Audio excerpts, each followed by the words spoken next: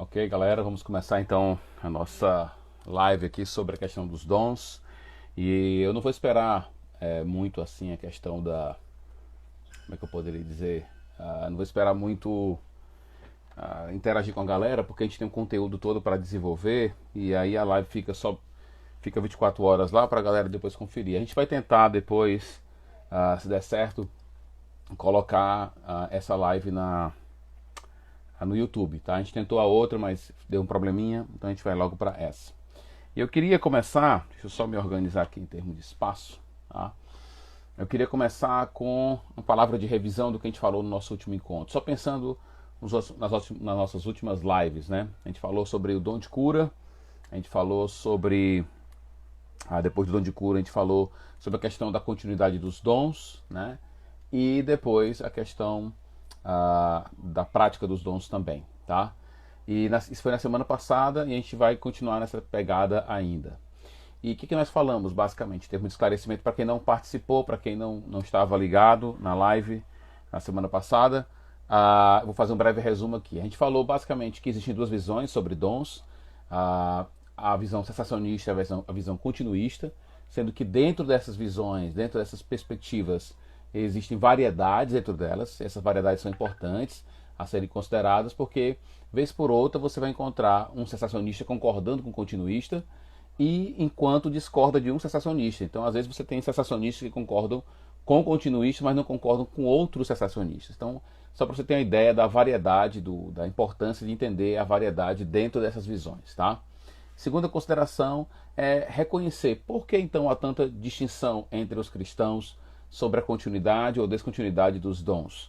Eu coloquei aqui basicamente 4 razões. Primeiro, a questão textual, o entendimento de alguns textos da Bíblia, textos importantes, como é 1 Coríntios 13, que a gente falou na semana passada, e vamos retomar a ele de novo só para uma breve recapitulação. E textos como Efésios 2 e 20, textos como 1 Coríntios 1, 4 a 8, que a gente quer considerar hoje também. Textos como Hebreus capítulo 2, versículo 4 e 5. 2 Coríntios 12 e 12. Então, por que pessoas pensam diferente umas das outras com respeito aos dons? Porque elas têm um entendimento diferente desses textos, tá? Mas não é só isso. Também tem um entendimento diferente de alguns conceitos. Por exemplo, o conceito de dom, o conceito de apóstolo, o conceito de profeta, o entendimento de alguns dons específicos, como por exemplo o dom de línguas, o dom de profecia. Então, muitas vezes, a pessoa pode até ter um entendimento muito parecido um com o outro em termos de 1 Coríntios 13, por exemplo, mas o conceito dela de dom, o entendimento dela do que vem a ser dom, acaba levando ela para um caminho mais cessacionista ou para um caminho mais continuista. Pense em alguém que tem o entendimento de que línguas, na escritura, o dom de línguas, basicamente é a capacidade de falar um outro idioma. Ora, se ela tem essa perspectiva, o caminho dela, ou seja, a tendência, a inclinação dela maior, vai ser para o cessacionismo. Terceira razão por que as pessoas pensam diferente com respeito aos dons. O entendimento de algumas relações teológicas, de alguns conceitos teológicos. Como, por exemplo, qual a relação entre a revelação escrita e a revelação oral. Isso faz uma diferença enorme. Pense em alguém que conecta de maneira simbiótica, né, a relação entre revelação geral e revelação geral, não, revelação escrita e revelação oral, por exemplo, a profecia, o ato profético. Se ele entende que uma coisa já está completa, ele não precisa mais da outra, tá? Então é isso. E a quarta razão é questões práticas, né? A prática é muito importante na nossa prática interpretativa, a nossa vida prática, os efeitos práticos, as implicações práticas são importantes, tá? Inclusive essa parte é aquela que o pastor Guilherme tem tratado aqui, falando especificamente da prática de alguns dons. Então, o que muitas vezes empurra uma pessoa para o continuismo, talvez seja alguma questão prática. Ou também a questão prática tem distanciado pessoas do continuismo, como por exemplo pessoas que testemunham charlatanismo, né? Você vê manipulação, ou você vê profecias cada vez mais de conteúdo mais sem sentido e até grotesco, tolo e bizarro. Então essas práticas podem, uma vez levadas em conta, talvez num peso devidamente, não devidamente avaliado, pode levar a pessoa para um caminho mais do cessacionismo, tá? Então, essa é a razão. Essas são razões. Então, 4 razões. Primeira, textual. Segunda, conceitual, teológica e prática, tá? Então, a gente falou na semana passada sobre texto. E o texto que eu escolhi foi 1 Coríntios 13, tá? E a gente falou basicamente o que sobre 1 Coríntios capítulo 13. Falamos que aquele texto nos ensina que os dons têm a sua importância, eles são instrumentos de Deus para a edificação da igreja. E na hora que eu defini, inclusive, a minha visão, como é que eu defini a minha visão sobre essa questão da presença dos dons hoje? Primeiro, eu creio que nós estamos vivendo a era do Espírito, profetizada e anunciada e esperada por meio do testemunho dos textos dos profetas do Antigo Testamento, onde eles esperavam a época que o Espírito seria derramado e esse Espírito ia então manifestar-se no meio do seu povo, do povo de Deus, de uma maneira diferenciada. Isso se dá hoje por meio daquilo que Paulo chama de serviço, operações, dons ou, de maneira mais geral, as manifestações do próprio Espírito. O Espírito revelando Ele mesmo e revelando a sua graça e a sua operação no meio do seu povo, tá? E esses dons que Deus derrama através do Espírito Santo na sua igreja, eles não têm um tempo específico de operação e nem tem limite de dons também. Beleza? Essa é a minha visão. Aí a gente foi para 1 Coríntios capítulo 13 e lá nós defendemos a ideia de que Paulo nos apresenta o que nós poderíamos chamar de um tipo de marcador temporal sobre os dons. Em contraste com o amor, em contraste, mas não um contraste do tipo de eliminação, mas de valor, né? Paulo vai dizer, esse amor aqui, eu tenho que julgar os dons, meu comportamento, a minha lida com os dons por meio do amor. O amor é aquilo que é eterno e que não passa. Então eu tenho que avaliar tudo por meio dele, inclusive a prática dos dons, tá? E aí, Paulo vai dizer, o amor não acaba, mas esses dons sim vão acabar. Ele escolhe 3 dons, profecia, conhecimento e línguas. E eu creio que a escolha de Paulo desses 3 dons não é porque ele está falando somente sobre esses 3 dons, mas ele está falando sobre todos os dons que têm esse caráter temporal, tá? Marcado, na minha perspectiva, com a expressão lá, em parte, em contraste com a chegada do escatom, tá? Então, o texto lá de 1 Coríntios 13, é importante destacar, eu vou falar sobre isso agora, para a gente então fazer uma ponte para 1 Coríntios capítulo 1, versículo 4 e versículo 8. O que é importante entender aqui, em termos contextuais, em 1 Coríntios, para a gente poder ir para 1 Coríntios 13 e 1 lá. Ponto importante para mim aqui é que quando você lê 1 Coríntios, né, dá aquela lida geralzona, aquela passada no livro de 1 Coríntios, o que você encontra ali? Uma igreja dividida, né, inclusive dividida em termos dos dons. Geralmente as pessoas, quando falam da divisão da igreja de Corinto, não falam dos dons. Geralmente a pessoa fala, essa igreja de Corinto é uma igreja que valorizava demais as línguas e tudo mais. Mas há sinais textuais, há indícios textuais, de que a igreja também era dividida com respeito aos dons. Isso fica claro para mim no capítulo 12, quando Paulo vai dizer, olha, quando ninguém, né, que diz Jesus é Senhor, diz isso se não for pelo Espírito Santo.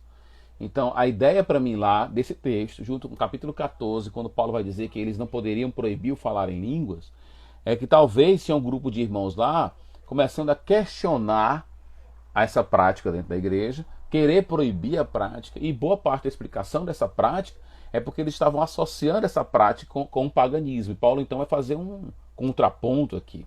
Então é uma igreja marcada pela divisão. Mas uma das marcas também dessa igreja, que justifica inclusive o capítulo 15 dessa carta, é o fato de que nós estamos diante de um povo marcado por uma crença de uma escatologia super realizada. O que é isso? Uma escatologia super realizada quer dizer o seguinte: nós acreditamos, geralmente, os cristãos de forma geral entendem, que Cristo inaugurou um novo tempo. Ele antecipou, né, muitas coisas que estão reservadas somente para a era futura. Ele veio, ou na palavra de alguns demônios, lá nos evangelhos, ele veio antes do tempo, né? Então ele antecipou algumas coisas. É aquilo que a gente chama na teologia do já e o ainda não, né? A maioria dos teólogos entendem que existe um já e um ainda não naquilo que Deus prometeu. O que quer dizer isso, pastor? Quer dizer assim, quando eu digo já e ainda não, eu reconheço que muitas coisas que Deus prometeu para aquela era, né, que a era messiânica, já é real. Mas ainda faltam algumas coisas. A questão é que quando eu entendo que existe um já ainda não, não quer dizer que todas as pessoas concordam com o mesmo já. O problema é já não, né? Todos concordam com o mesmo já ou com ainda não. Né? Algumas pessoas acreditam que já estamos no milênio, outras dizem que ainda não. Então, nem acreditar que existe um já ainda não quer dizer que você concorda que todos os seus jás, né, são os mesmos dos outros. Então, há essa escatologia. E qual é o ponto da igreja de Corinto? É que a igreja de Corinto tinha pouco ainda não. É por isso que Paulo fala da ressurreição no capítulo 15. Então parece que eles viviam uma escatologia super realizada. O que é uma super realizada? É que não tem mais o que se fazer. Tá? É que as expectativas desse povo são menores do que a devida. Eles deveriam esperar algumas coisas. E talvez, aqui eu coloco talvez, porque é uma reconstrução a partir de uma parte da comunicação aqui, que é a carta, talvez o que você encontra nessa igreja é um povo que toma os dons e, especificamente, mais precisamente, o dom de línguas, como um tipo de sinal celestial, como se eles já pudessem estar vivendo essa realidade escatológica. Tá? Então, o que Paulo, então, vai fazer é corrigir essa escatologia super realizada. Você encontra sinais dela no capítulo 4, quando ele fala de julgamento. Você encontra sinais dela no capítulo 15, quando Paulo vai defender uma ressurreição ainda futura. Tá? Então são vários momentos na carta que você vai encontrar essa ideia de uma escatologia super realizada. E aí vem um ponto, o que tem a ver dons com isso? Quando Paulo em 1 Coríntios fala, por exemplo, que quando vier a perfeição, quando vier o que é perfeito, aquilo, essa época que nós estamos vivendo, ela vai acabar, que é uma época que é descrita como em parte, né? Ele fala da questão de criança, depois ele fala da visão como espelho, criança contrastando com a fase adulta, espelho com face a face. Né? Então são momentos, dois momentos na história do povo de Deus. Nós estamos vivendo o momento da infância, do espelho, e não o momento face a face, não o momento da fase adulta. Então Paulo usa esses estágios, digamos assim, para dizer para o povo de Corinto, gente, nós precisamos, ainda muita coisa vai acontecer. Eu quero dizer uma coisa para vocês. O fato de vocês falarem essa linguagem que vocês podem entender que é uma linguagem celestial, eu quero dizer para vocês, e eu creio que era uma linguagem celestial, é um dom de linguagem celestial, mas isso não quer dizer que isso indica que não falta alguma coisa. Falta ainda assim. E aí ele desenvolve toda essa argumentação aqui no capítulo 13. Tá? Então, pensando nessa escatologia superrealizada que Paulo corrige aqui, e a correção dele é pesada, porque se realmente eles entendem que os dons sinalizavam um tipo de escatologia superrealizada, quando Paulo diz, quando vier o que é perfeito, que em parte será aniquilado, será colocado de lado, Paulo estaria dizendo não somente o seguinte, olha, não é só que vocês não chegaram na fase final da coisa, é que quando Cristo vier, ou quando o escatom chegar, algumas coisas vão acabar. E os dons que talvez era um sinal para aquela comunidade de que a escatologia estava realizada, ia acabar. Ok? Pensando nisso, vamos para 1 Coríntios capítulo 1, tá? Que é um outro texto que eu creio que sinaliza a questão dos dons, e nós encontramos aqui um texto que talvez nos dê uma visão mais ampla da questão dos dons. Tá? Deixa eu ver aqui meu time. A gente começou que hora já? 8h32, mais ou menos. Acho que foi mais tarde um pouquinho, acho que foi um pouquinho mais tarde, mas vamos lá.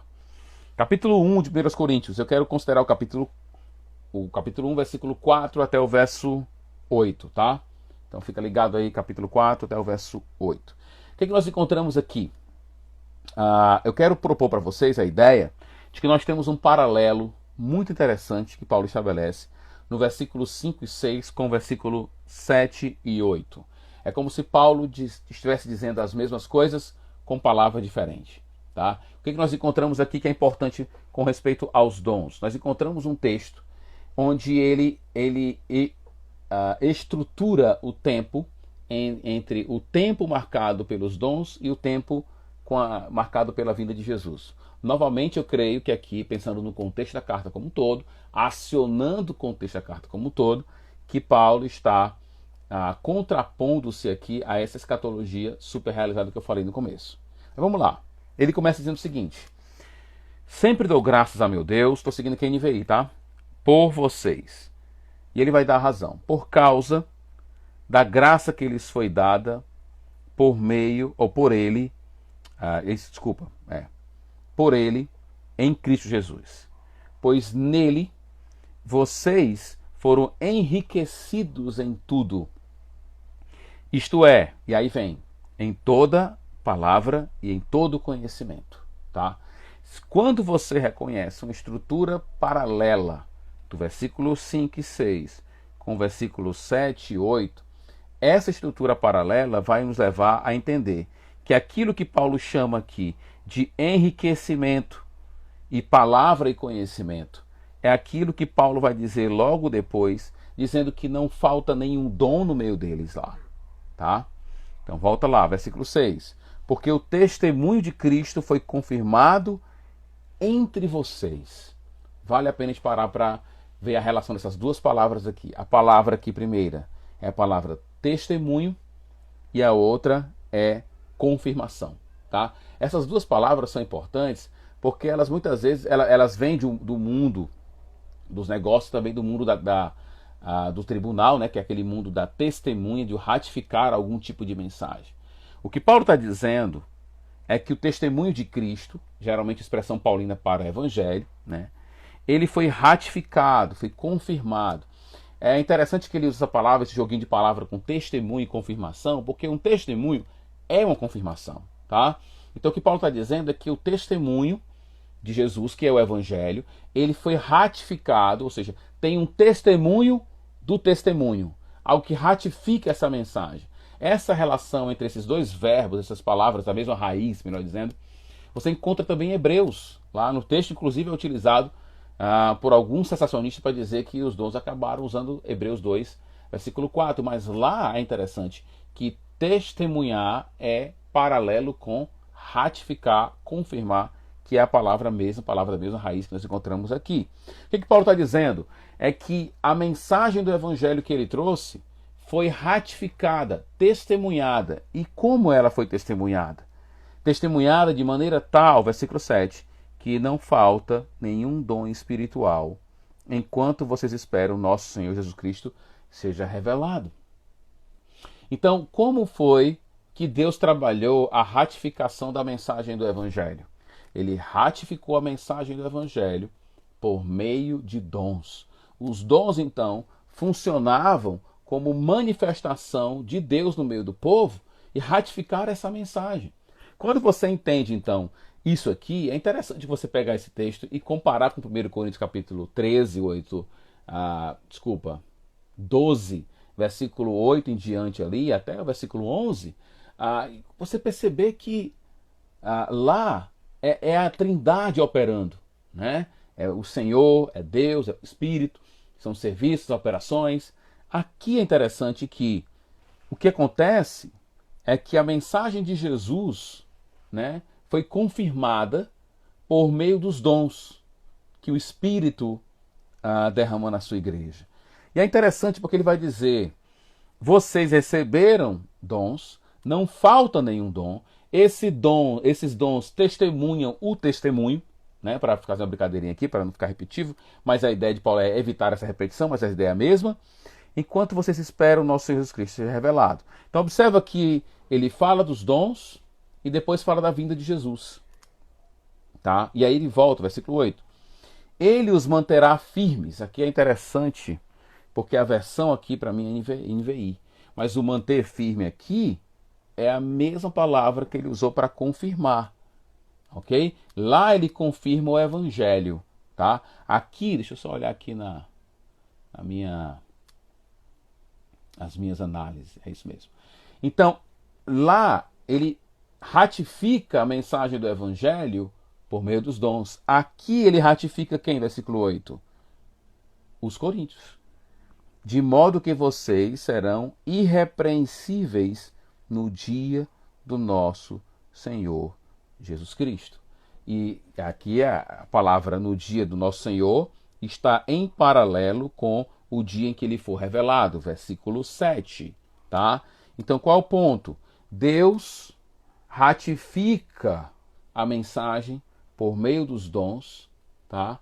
E esses dons ratificam as pessoas até o juízo final. Então, esse texto, quando você lê ele à luz de 1 Coríntios capítulo 13, fica muito claro essa ideia de que você tem, evidentemente, um tipo de dois momentos aqui, um marcado pelos dons que ratificam não somente a mensagem do Evangelho, mas ratificam também aqueles que receberam o Evangelho. Então você tem um papel dos dons muito interessante nesse texto. Mas o que é importante para nosso objetivo aqui, que é a ideia da continuidade dos dons, é que ele atrela esses dons e a expectativa da volta de Jesus. Ele vai dizer no versículo 6 que não falta nenhum dom para eles. E esse dom que não falta, deixa eu só olhar aqui também, a minha versão aqui. Eu tenho aqui o texto todo, digamos assim, em fluxograma, né, na língua original. Então ele vai dizer assim, ó, o testemunho foi ratificado no meio de vocês, né, de forma que não faltou nenhum dom. Então é interessante que essa ausência de dons, aliás, desculpa, ele vai dizer a presença dos dons no versículo 5, tá? Enriquecido em tudo, é paralelo com não falta nenhum. Percebe o paralelo? Versículo 5, não falta, desculpa, versículo 5, enriquecidos. Versículo 7, não falta nenhum dom. Versículo 5, em toda palavra e conhecimento. Versículo 7, dons. A gente sabe que tem o dom da palavra e a palavra do conhecimento. E aí, no meio de tudo isso, você tem essa ideia da ratificação, que como o dom foi usado para ratificar. E em tudo isso ele vai dizer, olha, vocês, não falta nenhum dom para vocês. E esses dons que ratificam o evangelho, e versículo 8, ratificam vocês, eu creio que o ponto de Paulo é esse. Ele estará ativo até a volta de Cristo, porque ele tem um papel importante no versículo 8. Qual o ponto do versículo 8? Deixa eu só olhar aqui também de novo. Versículo 8 aqui. Ratificando a voz, né, até o fim, né, até chegar aquele momento. Então, os dons, a gente sabe que talvez Paulo esteja pensando nos efeitos positivos dos dons, né? A edificação das pessoas, o crescimento espiritual das pessoas. E por que isso iria ter um efeito ou uma função somente para a primeira geração dos cristãos, né? O que me leva a crer nesse é que Paulo está dizendo aqui é que os dons são operantes no meio de nós. Esses dons que manifestam o próprio Espírito e são manifestações da sua própria graça, eles servem para ratificar a mensagem do Evangelho, mas também nos ratificar, né? São testemunhos em favor de nós, tá? E isso tem uma implicação certamente para a continuidade dos dons, tá? Que tipo de dom passa? Aí nós voltamos para a questão conceitual. A questão é que dividir dons em categorias é um problema seríssimo, né? Por que é sério, pastor? Porque quando você vai para Paulo e você chega lá, quando ele vai dividir, ele vai dizer assim, que Deus, a diversidade de dons é muita, mas o Espírito é o mesmo. A diversidade de serviço a diversidade de serviço, mas o Senhor é o mesmo. A diversidade de operações, mas Deus é o mesmo. Quando ele usa essas expressões, o que ele está dizendo para a gente é que a palavra dons ela é pequena para tentar descrever o que ele está fazendo referência. Paulo, ao invés de fazer restrições, ele amplia a coisa. Então não tem essa história de existem os dons o dom tal, o dom tal, o dom de serviço. Não é que existe somente dom de serviço, é que existe o serviço. E tudo isso é chamado por Paulo de manifestações do Espírito.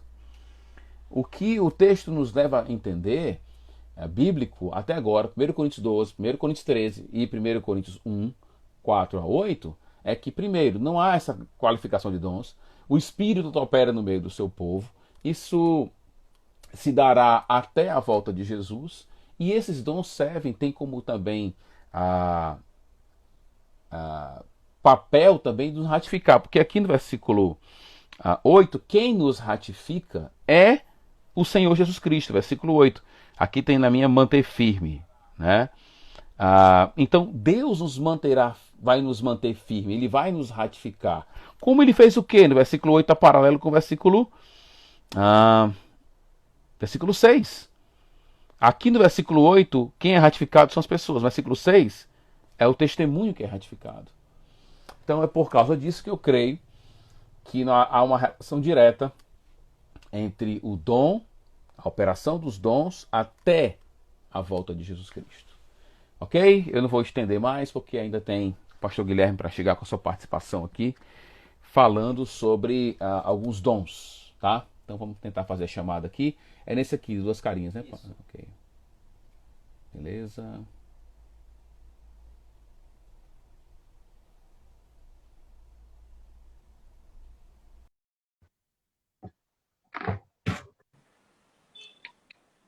E aí, homem?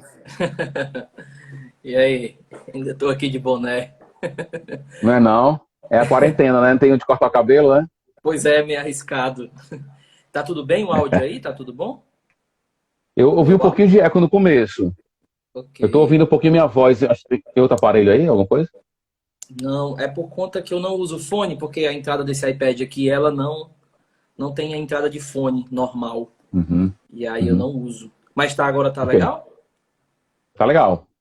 Tá tranquilo. Ok. Então, minha parte aqui é sobre a prática dos dons. Uhum. E quando nós estamos falando sobre a prática dos dons, o grande desafio para quem acredita, né, nessa continuidade são basicamente três. Eu gostaria de começar assim. O primeiro, como o senhor falou no início, seria aqueles estereótipos de como o dom se manifesta, ou aparentes manifestações do dom atualmente, né? Por exemplo, eu vou falar aqui sobre o dom de profecia somente.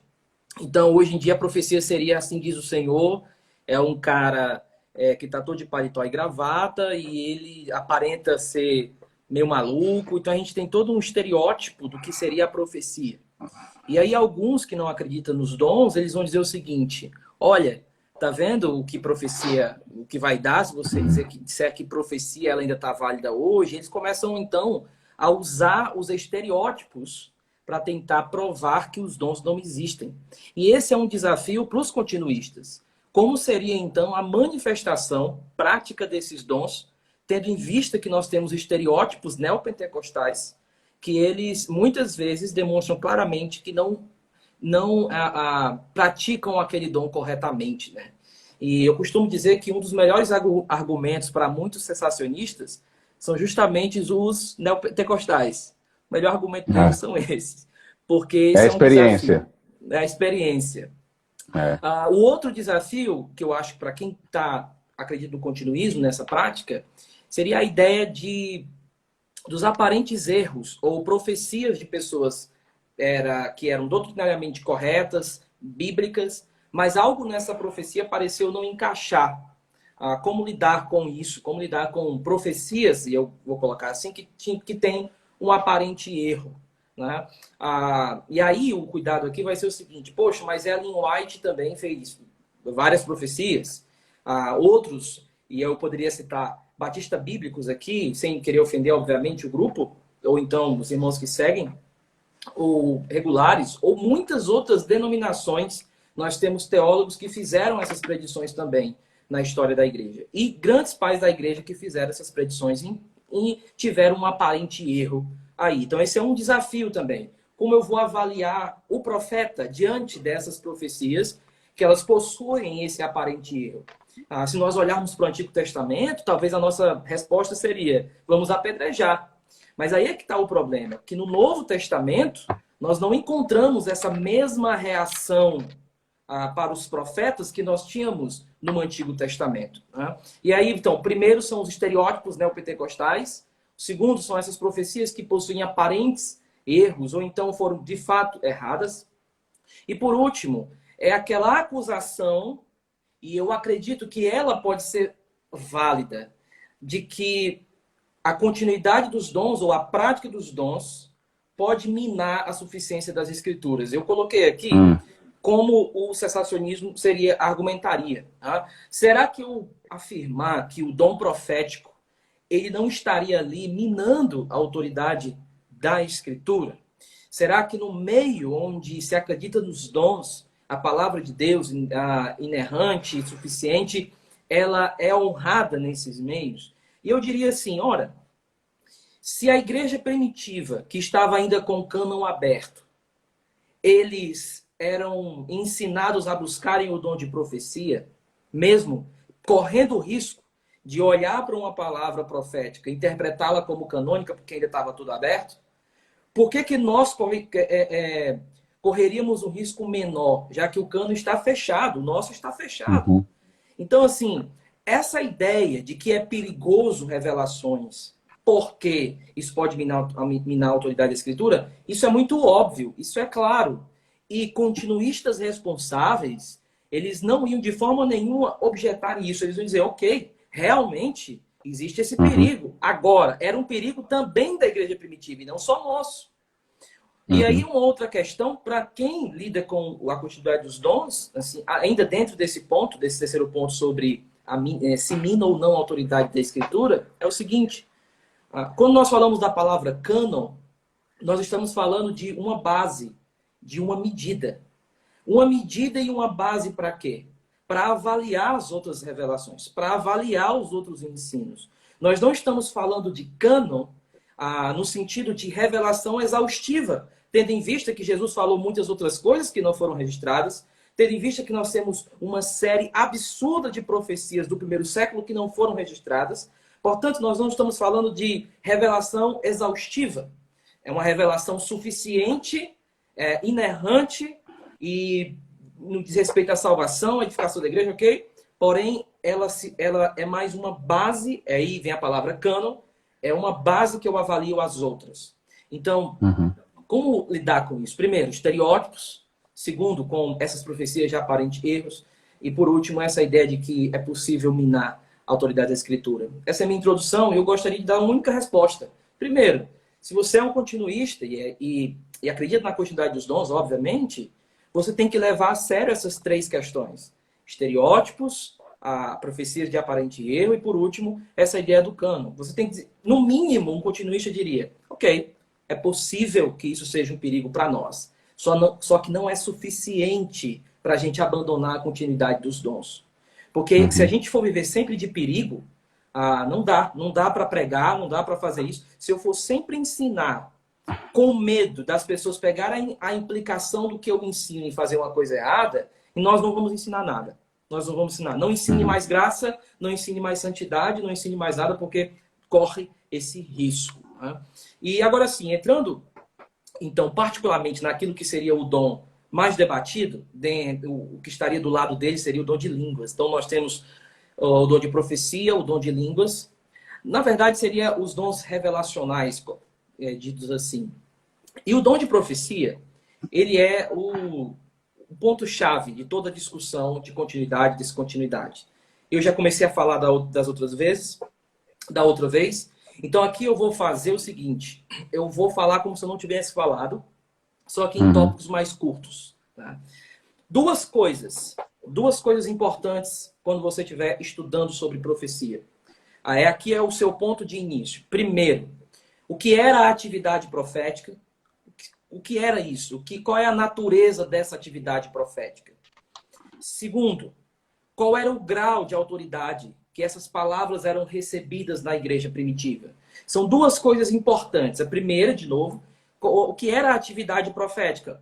Neopentecostais, ou mesmo pentecostais mal informados, ou continuistas mal informados, acreditam que profecia é sempre preditiva.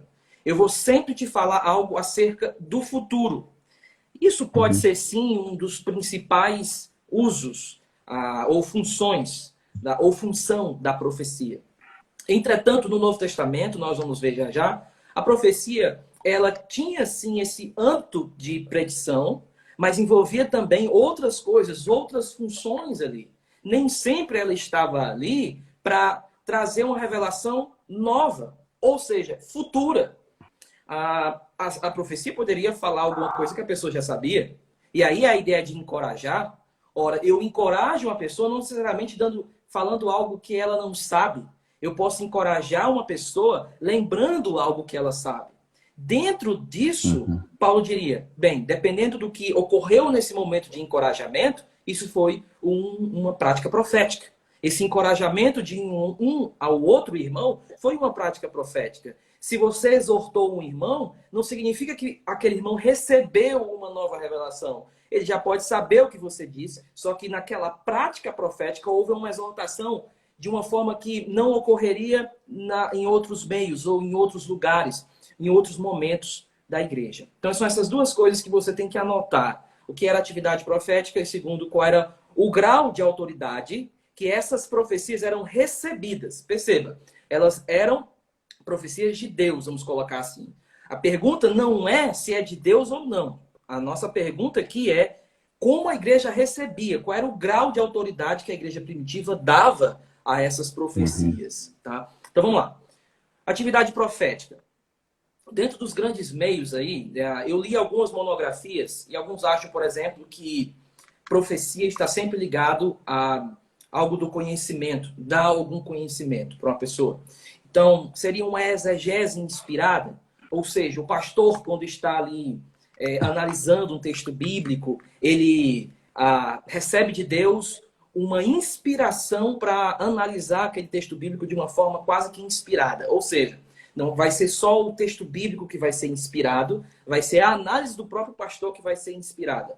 Alice Gilliam, ele fala isso, ele tem uma monografia sobre isso, e depois, enfim, você pode procurar isso. Segundo, seria a pregação inspirada. Né? Se na hora de uma pregação, de repente você fala palavras que aquelas palavras têm peso profético. Outros vão falar que seria a pregação do evangelho. Eles vão dizer que não existe nada de especial, nenhuma revelação especial. É apenas a pregação do evangelho. Então, exegese inspirada, pregação inspirada, a pregação do querigma, ou seja, a pregação do evangelho. E aí agora vem os pontos aqui que eu acredito ser mais apropriado, que seria pensamentos inspirados ou profecia como meditação. O Wayne Grudem e outros acreditam que seriam pensamentos inspirados. E aqui o ponto para quem está nos assistindo é o seguinte. Veja, não é a comunicação do profeta, aquilo que ele fala. É aquilo que ele recebe na mente. São pensamentos inspirados. Agora, a transmissão desses pensamentos, alguns continuistas diriam, não necessariamente eles vão ser inerrantes ou sem falhas nenhuma nesse processo de comunicação daquilo que ele recebeu de Deus. Então a ideia é, ele recebeu algo de Deus, está aqui. Quando ele vai passar isso, não significa que essa transmissão do que ele recebeu também vai ser inspirada. Aí Paulo vai dizer, olha, julguem as profecias, provem as profecias e retenham o que é bom. Ora, se ele está dizendo que eu tenho que reter o que é bom, eu tenho que saber interpretar bem o que o profeta está falando. Por quê? Porque ele pode transmitir aquilo para mim ou dar alguma aplicação durante esse processo profético que não condiz com aquilo que realmente vai acontecer ou aconteceu, enfim. Então a ideia de Paulo é prove as profecias, retenha o que é bom. Então, a pergunta é, o que era a atividade profética? Eu queria dar a seguinte resposta aqui. Paulo usa várias palavras, como o pastor já tem falado, que ele usa tantas palavras diferentes para o mesmo fenômeno, que é difícil de você determinar o que seria a profecia. Definir o que seria a profecia. E aí, hermeneuticamente, eu me afasto do texto e compreendo que Paulo ele quer que eu olhe profecia não como um ponto, não como um ato, que é só aquilo sempre, mas como um fenômeno bem mais complexo, que, por exemplo, durante a pregação, um pastor pode receber uma palavra profética, durante uma exegese, um pregador pode receber uma palavra profética, durante a pregação do evangelho, ele pode falar algo ali do evangelho ou sobre o evangelho, ele pode aí, agora, de forma mais especial, receber um pensamento inspirado por Deus sobre o futuro de uma pessoa, sobre o momento presente de uma pessoa. Novamente, eu não preciso sempre ficar pensando no futuro. Existe também essa questão do pensamento ali, o que Deus vai revelar naquele momento para uma pessoa. Então eu entendo que o ato profético, eu usei uma palavra aqui um pouco perigosa, ato profético, todo mundo sair com um chofar aí agora, calma, galera. a prática profética dentro do Novo Testamento, ela é mais complexa. Ela pode acontecer de várias formas. Agora, para Paulo, ela possui algumas coisas, algumas características essenciais. Dentro do texto de 1 Coríntios, eu vou falar agora de uma forma mais hermenêutica, eu entendo que Paulo está olhando não para os detalhes da prática dos dons. Eu entendo que parece que Paulo está me dando diretrizes gerais para que esses dons ocorram dentro de um ambiente mais saudável. É diferente. É diferente de eu demarcar o campo do que eu pegar cada jogador e colocar num local. Paulo não está pegando cada jogador e colocando num local. Ele está delimitando o campo e dando diretrizes para tudo aquilo que vai acontecer. Primeiro, então, dentro dessa prática profética, Paulo vai deixar muito claro em 1 Coríntios 14 que esse dom é para qualquer pessoa. E eu enfatizei na coisa passada de que isso também tinha o papel das mulheres ali. Isso é bastante claro. Se eu entendo que profecia, e aí nós vamos falar já mais rápido, seria sempre um ensinamento de autoridade sobre a igreja, mulheres não poderiam profetizar, tendo em vista que Paulo ele dá várias diretrizes de que ensinos de autoridade eram para ser dados somente por homens. Então, a primeira coisa... Inclusive, pastor, alguns naquele texto diz, primeiramente apóstolo, depois profeta, depois ensino. Alguns diriam que não pode ser uma hierarquia de autoridade, porque o ensino é mais autoridade do que a profecia.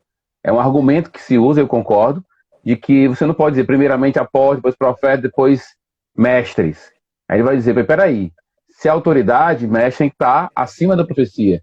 Porque fica claro que profecia não tem a mesma autoridade que ensino. Vai lá. Perfeito, perfeito.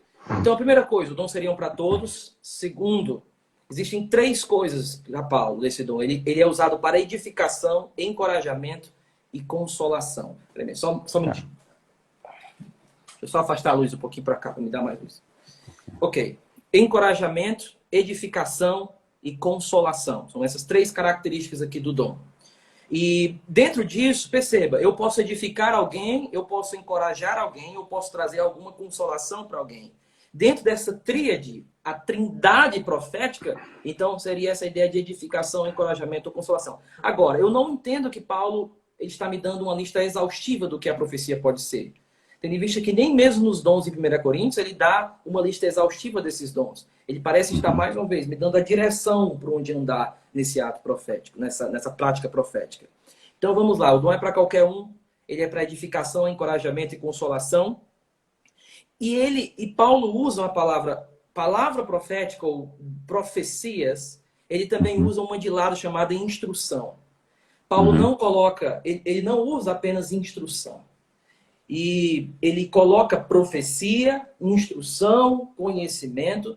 E me parece que Paulo ele não quer que a gente olhe profecia somente como instrução. Não é somente uma revelação que vai virar cano, ou que ia virar cano, para melhor colocar assim, no primeiro século. Paulo ele usa diferentes palavras para essa comunicação de ensino. Então a ideia é, profecia não seria apenas ensino, porque ele usa uma palavra exclusiva para isso. Segundo, ela é rodeada por edificação, encorajamento e consolação. Terceiro, ela é para todos. E por último, ela sim tem um elemento preditivo. Ela tem um elemento preditivo. Então seria essa a ideia. O que seria, então, a atividade profética dentro do primeiro século? Pode abranger várias coisas, mas geralmente seria uma mensagem inteligível, inspirada pelo Espírito Santo, e entregue na igreja, ou para a edificação da igreja, com o propósito de encorajamento, edificação e exortação ali da igreja. Seria essa ideia. Deixa eu ir então agora para o segundo ponto, pegar esses 10 minutos. Qual era o grau de autoridade que essas profecias eram recebidas? E agora aqui nós temos já mais um ponto mais complicado, difícil. A ideia seria, profecia é sempre uma palavra inspirada por Deus que ia virar a Escritura, que ia virar a Bíblia. Eu posso fazer cânon é igual a profecia. E um dos problemas dessa argumentação seria o seguinte, se toda palavra profética foi canônica, então nós perdemos muito da Bíblia. Nós perdemos muitas e muitas e muitas profecias, tá? Quem está me escutando pode dizer assim, mas... e levantar vários outros argumentos. Perceba, eu não estou dizendo que esse argumento é definitivo. Quando a gente usa argumentos, é porque a gente está pensando no todo deles, juntando eles todos, tá? Eu estou pegando aqui o peso dos argumentos. Então, o primeiro seria, ora, as filhas de Filipe profetizavam, ela profetiza. O que foi que elas profetizaram? Eu não sei. Outros profetas na igreja de Corinto profetizaram. O que foi que eles profetizaram? Eu também não sei. Então, o primeiro ponto é, se cânon é profecia, nós perdemos muito. Agora, o que dá a entender dentro do Novo Testamento é que palavras canônicas têm sim uma ideia profética, mas profecia não está limitado a palavras inspiradas que iam virar palavra de Deus no sentido de Bíblia. Ela não está limitado. Por quê? Porque, primeiro, Paulo ele vai dizer em 1 Coríntios 14, verso 37, que aqueles profetas deveriam obedecer a ele. E dentro da argumentação de Paulo, o que dá para entender é que Paulo está dizendo assim, olha, o que eu estou falando é mandamento. E se vocês forem espertos, mais ou menos assim, vocês vão me obedecer. Dando a ideia de hierarquia. Aquele que fala o mandamento do Senhor deve se submeter. Aliás, aquele que profetiza e tem dons deve se submeter àquele que fala o mandamento do Senhor. Primeiro ponto. Segundo, Paulo ele vai falar para aqueles irmãos de Corinto provar as profecias. A ideia dele é sempre assim, não aceite tudo de bom grado. Ora, prove. E aí, o grande ponto aqui é, ok, como é que eu vou provar a profecia? Qual vai ser o meu padrão, Paulo? O meu padrão vai ser um outro profeta? Eu vou provar a profecia por onde? Outra, vai ficar na minha mão o que vai ser palavra profética ou não, já que eu não tenho nenhuma base aqui. Então, se profecia era inspirada, eu ia fazer o quê? Eu ia julgar o que um profeta disse pela palavra de um outro profeta. Só que Paulo não disse que era para julgar a tudo, as profecias. Então, o meu ponto aqui é o seguinte, quando Paulo ele fala para provar as profecias, e aí não são os profetas, como John MacArthur fala no Fogo Estranho, a argumentação de John MacArthur ela é fraca por vários motivos, pode ficar por outra live, mas ele pode fazer melhor. Meu ponto seria, quando Paulo fala sobre provar, ele fala as profecias. Retenham o que é bom, existem coisas boas ali. Se fosse os profetas, imagine comigo os falsos mestres. Paulo diz assim, olha, escute os falsos mestres. Retenham o que é bom. Não faz sentido se Paulo está de olho para a pessoa e não para o que a pessoa está falando. Então, se profecia é canônica, por que que Paulo pede para provar e tirar o que é bom? Seriam os cristãos do primeiro século todos seguidores do Caio Fábio? Retenha o que é bom? Retenha, tire Romanos 9, porque retenha o que é bom. Ficou com as pessoas agora, né? Não faz sentido. Outro ponto. Então, primeiro, então perdemos muitas profecias. Segundo, Paulo coloca um certo nível de autoridade entre ele e os profetas. Terceiro, ele manda provar as profecias. Quarto, nós temos o exemplo de Atos 21, onde Ágapo, eu não vou dizer assim, Ágapo estava errado quando ele deu aquela profecia. Não. Ágapo, ele recebeu a profecia correta de Deus. Agora, a interpretação daqueles irmãos que estavam falando pelo Espírito foi a seguinte, Paulo, não vá. Ou seja, aqueles irmãos parece que receberam do Espírito o que ia acontecer com Paulo e interpretaram que Paulo não deveria ir. É por isso que Paulo diz assim, eu vou. A pergunta é, se a profecia e a transmissão da profecia tem uma autoridade total, então Paulo desobedeceu à voz de Deus? Então Paulo diz assim, não, eu vou, mesmo o Espírito Santo dizendo que eu não era para ir. Então o que parece é que quando os profetas recebem a revelação de Deus, eles interpretam essa revelação como sendo Paulo não vá. E na hora que Paulo escutou isso, Paulo disse assim, deixa eu julgar aqui o que é bom, na interpretação de vocês do que vai acontecer comigo. Porque Paulo diz assim, é como se Paulo estivesse dizendo, eu não interpreto o que você viu, Ágapo, como sendo para que eu não fosse, como sendo É a aplicabilidade, né? A aplicabilidade do que ele viu. Isso, que ele viu, que ele pensou, que o Espírito Santo falou a ele, foi correto, veio de Deus. A aplicabilidade, a interpretação do profeta, Paulo então julga isso. E aí por isso que é importante, quando nós estamos escutando palavras proféticas, saber diferenciar isso. Às vezes as pessoas têm sonhos ou têm uma palavra de Deus ali E você não deve pegar aquilo simplesmente total. Você deve dizer assim, peraí, Uhum. deixa eu pensar aqui se realmente faz sentido o que essa pessoa está Uhum. dizendo que recebeu do Senhor, como ela está interpretando, se essas palavras são mais interpretações do que ela viu, tá? É aquela ideia que vem junto com profecia. Se na Assembleia línguas têm que vir com interpretação, a profecia, no argumento de Paulo, parece que tem que vir sempre com discernimento de espíritos. Vem uma Exatamente. coisa, vem a É. outra, né? É Eu um acredito, quadradinho. inclusive, que acredito, inclusive, que aquela ideia de três, né?